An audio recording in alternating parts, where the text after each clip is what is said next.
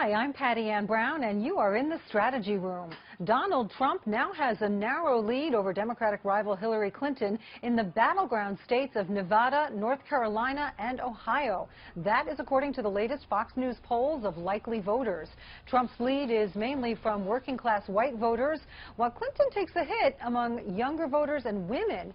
So here now to weigh in are Talk Media News Bureau Chief and Fox News contributor Ellen Ratner and Republican strategist Brad Blakeman. Welcome to both of you. Thank you. Thank you. All right, let's begin with Nevada. Trump has a 3-point advantage over Clinton among likely voters, 43% to 40%. Libertarian candidate Gary Johnson comes in at 8%. And Nevada voters can also cast their vote for none, and that category actually takes 4%. Jill Stein, the Green Party candidate, is not on the ballot in Nevada. Brad, how important is this small lead by Trump in Nevada? It's very important because Trump needs the Hispanic vote. He needs, in the sense that he needs to have the same percentages that Mitt Romney had or better. And we're seeing now in areas that have Hispanic populations that Trump is not doing as poorly as the Democrats suggested he was doing. And now the chickens are coming home to roost, if you will, the Democrats, because now we're seeing battleground state polls that are drilled down in counties where Trump is actually exceeding even his own expectations. So this is a very good sign. Whether it continues remains to be seen. Yeah, and one of those big battleground states is North Carolina. Let's look at that now. Trump continuing his lead, but with an even larger gap. He's 5 points ahead of Clinton. He's polling at 45%. Clinton gets 40. Gary Johnson, 6%. Jill Stein also not on the ballot in North Carolina. North Carolina was red in 2012. Mitt Romney winning by just 2 points then, but it went blue in 2008 with Obama winning by less than 1 point. Ellen, it's obviously a swing state. Trump ahead by 5 points right now. What do you make of it?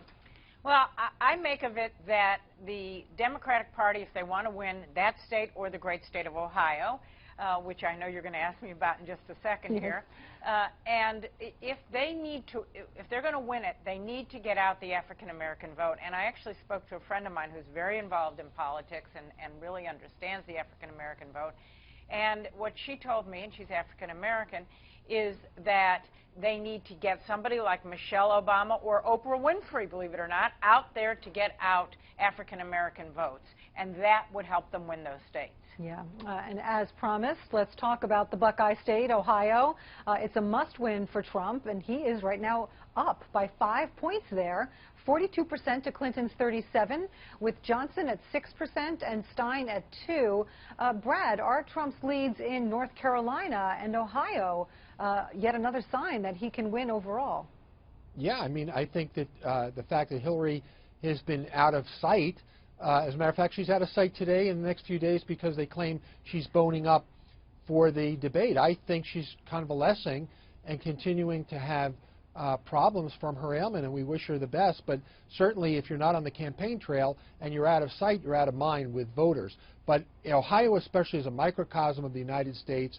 It really has everything in that state with regard to the economy and population that the broader America has. So that's why it's so important, because as Ohio goes, so goes the nation, and so goes the election for Donald Trump, because, as you point out, it is a must-win state. Ellen, Ohio is your home state.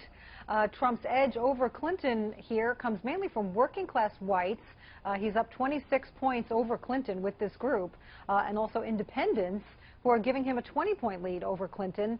Meanwhile, for Clinton's side, she's up, but only by 3 points among women in Ohio. We should note that President Obama won among women by 11 points back in 2012. So, Ellen, women in your state are not liking Clinton as much as they did Obama. Why? Well, I think, Obama was a very fresh face. We didn't know anything, so people could, what we used to do in mental health, call project their wishes onto President, or then candidate Obama.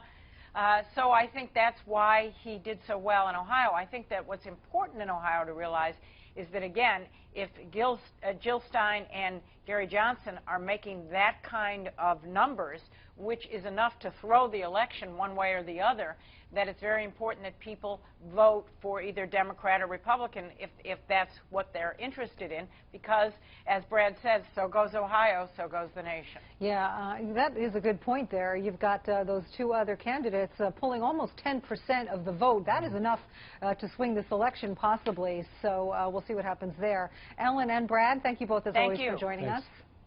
And for complete coverage of the 2016 election, go to foxnews.com. I'm Patty Ann Brown. Thanks for watching.